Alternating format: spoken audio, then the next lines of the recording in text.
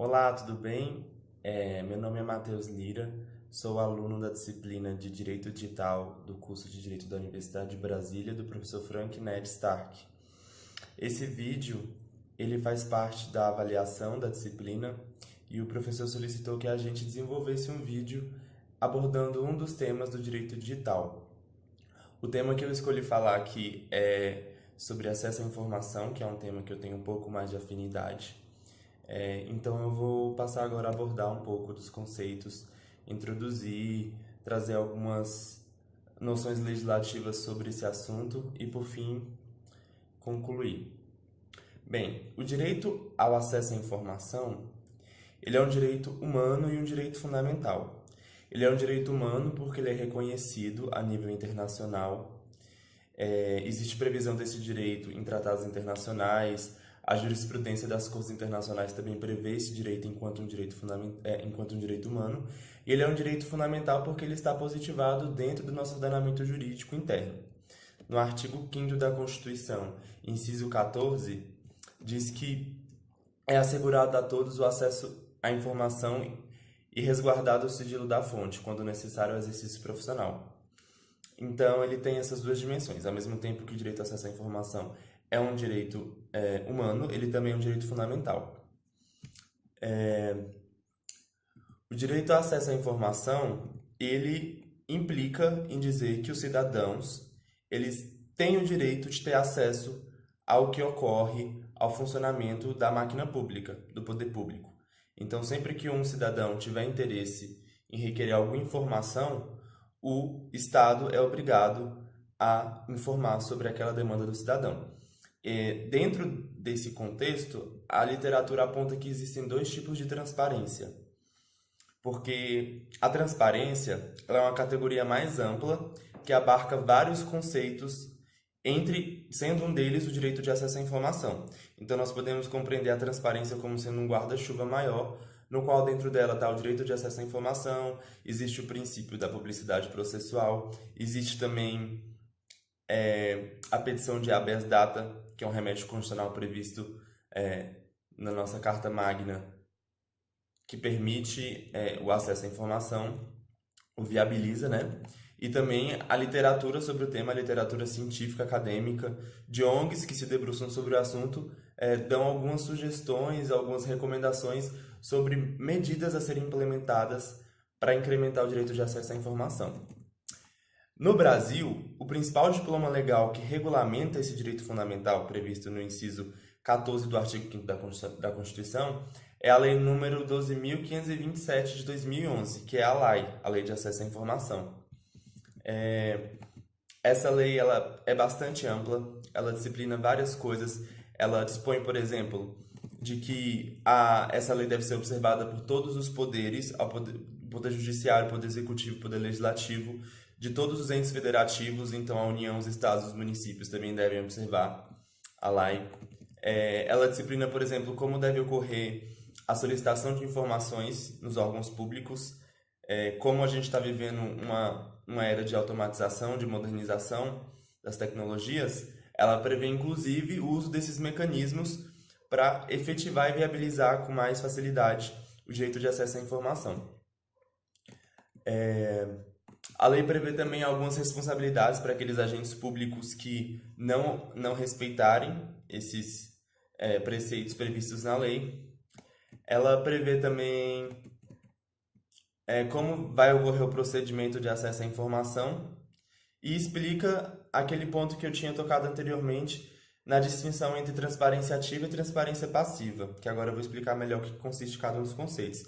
A transparência ativa ela é uma dimensão da transparência na qual o Estado ele deve divulgar proativamente conteúdos sem a necessidade de provocação do cidadão. Já a transparência passiva é quando o indivíduo requer uma informação específica e solicita a uma entidade pública, a um órgão público, essa informação.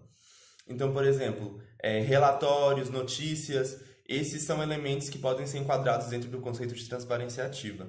A transparência passiva, por exemplo, uma informação que um cidadão, por exemplo, possa querer sobre sua pessoa e, por isso, ele vai ter que solicitar aquele órgão. Nos dois casos, os órgãos públicos devem observar esse direito e desenvolver ferramentas para concretizá-los, para efetivá-los. Historicamente, o direito de acesso à informação ele vem ganhando cada vez mais importância dentro do ordenamento jurídico interno e internacional. E no nosso caso, no caso brasileiro, a gente continua tendo muitas dificuldades de implementar esse direito, de efetivá-lo. Porque, por conta de questões históricas, por exemplo, nós tivemos um período ditatorial. A lei prevê, por exemplo, dentre outras coisas, que a abertura ela tem que ser a regra e o sigilo passa a ser a exceção. E no regime ditatorial, ditadura militar no Brasil, de 64 a 88, nós vivemos um período em que as atividades públicas elas estavam acobertadas pelo sigilo. Então, isso vai de contramão ao que prevê esse direito humano fundamental, que hoje é reconhecido pelo mundo inteiro, praticamente. Ainda observa-se que o Brasil acumula muitos índices muito ruins de implementação da lei e da implementação dos preceitos que a literatura sugere. Por exemplo, a Transparency International, que é uma entidade que se debruça diretamente sobre o tema e tem uma experiência em mais de 100 países sobre boas práticas do poder público no intuito de abrir, de tornar mais responsivo, ela classificou o Brasil como sendo um dos países em que há maior índice de percepção da corrupção. E é por isso que a transparência é importante, porque ela atua sobre dois eixos principais. A transparência e o acesso à informação, eles são importantes porque eles conseguem desenvolver dois benefícios para a população e para o Estado. A primeira delas é o combate à corrupção, já que a partir do momento que você torna a máquina pública, o poder público aberto, as oportunidades para práticas de atos de corrupção elas são diminuídas. E em uma segunda dimensão, o direito de acesso à informação e à transparência também atua no sentido de fortalecer a democracia, porque assim a população ela pode ter mais acesso às instâncias decisórias do poder público, ela pode fiscalizar melhor as práticas, os atos dos agentes públicos e promover responsabilidade em casos de desvios de conduta, da prática de atos ilícitos. Então, essa ONG, a Transparency International, ela recomendou 5 medidas que eu vou passar aqui para vocês, que devem ser observadas pelos governos, pelos estados de cada país, para se ter um fortalecimento da transparência, para desenvolver melhor a transparência e, por consequência, incrementar mais e efetivar o direito de acesso à informação.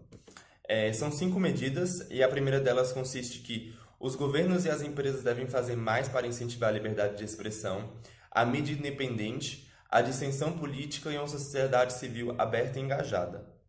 Sobre esse ponto, é importante destacar que a doutrina, que é a literatura, ela explica que o direito de acesso à informação ele deriva do direito de liberdade de expressão, porque a liberdade de expressão é uma condição para existir o acesso à informação, informações livres, com conteúdo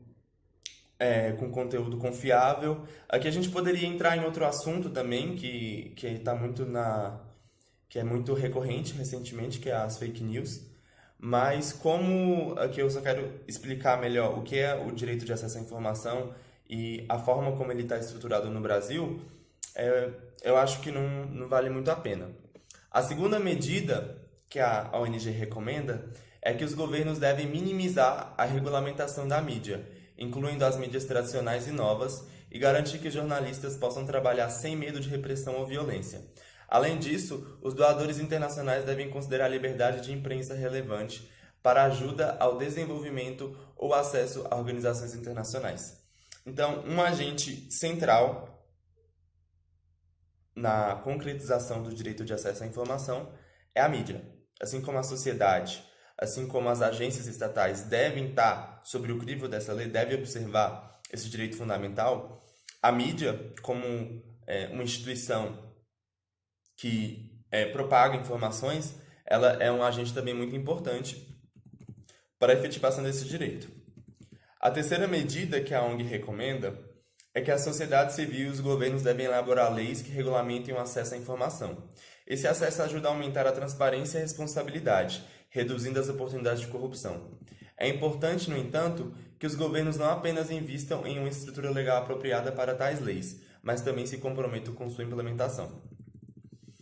A quarta medida é que os ativistas e governos devem aproveitar o impulso gerado pelos Objetivos de Desenvolvimento Sustentável das Nações Unidas para defender e pressionar por reformas em nível nacional e global. Especificamente, o governo deve garantir o acesso à informação e à proteção das liberdades fundamentais e alinhá-los aos acordos internacionais e melhores práticas. Então, aqui mais uma vez reforça aquela ideia, né, de que o direito de acesso à informação ele é um direito humano, porque ele está previsto em tratados internacionais, na jurisprudência de cortes internacionais, e a ONU ela tem realizado vários estudos em vários países para tentar mensurar melhor como que cada país está respondendo a isso. O que a gente observa de forma geral é que nas democracias mais consolidadas, por exemplo, a Alemanha, o Japão, Estados Unidos, a Europa de forma geral, a França, esse já é um direito bastante difundido, existe uma responsividade bem alta do poder público em relação aos cidadãos e existe também uma abertura. Os cidadãos participam melhor, assim, ocorre uma efetivação maior da democracia representativa e até mesmo da direta, no caso.